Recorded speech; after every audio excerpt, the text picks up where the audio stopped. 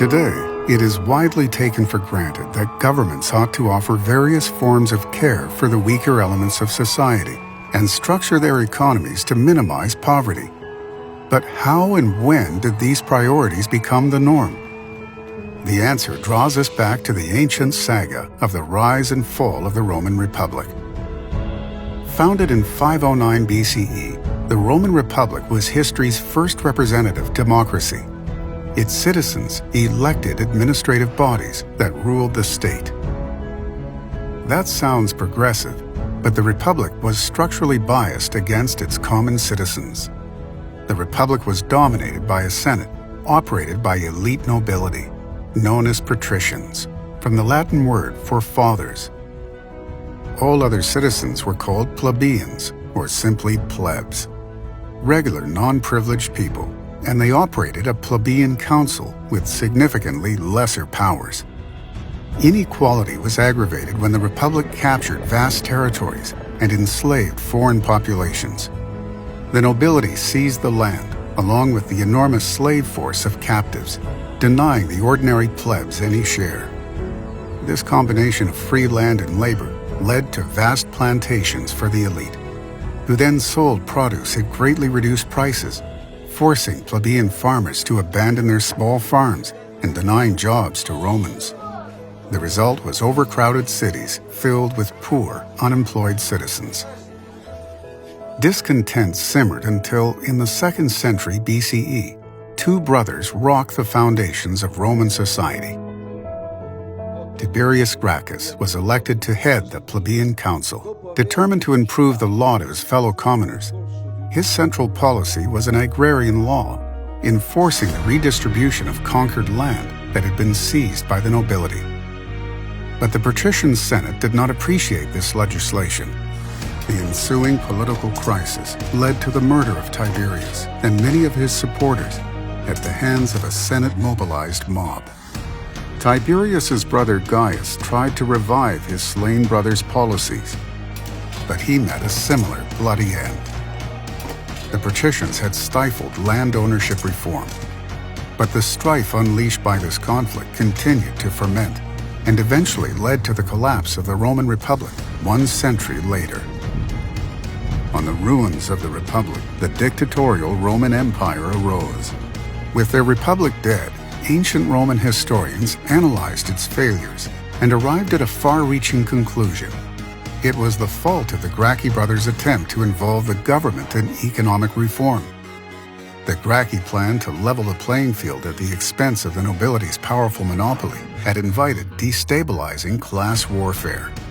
And therefore, all future governments must avoid legislation aimed at fair distributions of land or wealth at all costs.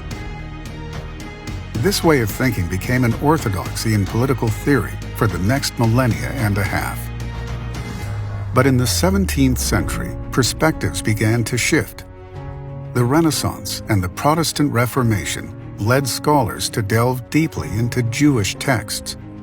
The Hebrew Bible, its Jewish commentaries, the Talmud, Maimonides, Kabbalah, and Jewish history. One Dutch scholar, Petrus Cannaeus, born in 1586, made a compelling case for modeling contemporary European society on what he called the Hebrew Republic, the ancient civilization established by the Jews in the Holy Land based on the Torah's laws. He was fascinated by Yovel, the Jubilee laws, which guaranteed that each Jewish family would own land that would not be permanently removed or sold, even due to poverty. Cannaeus identified Yovel as the Torah's successful predecessor to Rome's failed agrarian law, and he therefore insisted that providing the poor with economic opportunity secured by land ownership was a golden key to the survival and success of a civilization. This was a radical argument, turning centuries of political thought on its head. Cannaeus's conclusion was enthusiastically adopted by the great English Republican, James Harrington. In his 1656 vision of the perfect republic, Harrington incorporated fair distribution as a vehicle to enable economic independence for all citizens as a key component. Harrington's writings fluttered across the Atlantic, heavily influencing the founding fathers of the United States, and especially Thomas Jefferson, the third American president. Jefferson turned these Torah-inspired ideals into a campaign to establish a fair republic by preventing the rise of an aristocracy. He abolished land ownership laws that concentrated land in the hands of the wealthy few and strove to establish free public education for all children, regarding educational opportunity as critical to economic opportunity. The rest is history. Government action to empower the poor and improve economic opportunity for all citizens is now unanimously accepted as integral to free, democratic society. But the route this idea traveled remains remarkable, from the Torah's concept of Yovel to its ancient Jewish implementation in the land of Israel, from the Talmud's exposition to Maimonides' codification of social laws, and then a great leap across cultures to Petrus Cuneus, the 17th century author of the Hebrew Republic, and further across the channel to English political theorist James Harrington, and further yet to American founding father Thomas Jefferson, and finally, from America to the wider world. Social welfare and equal opportunity are remarkable gifts of the Jews.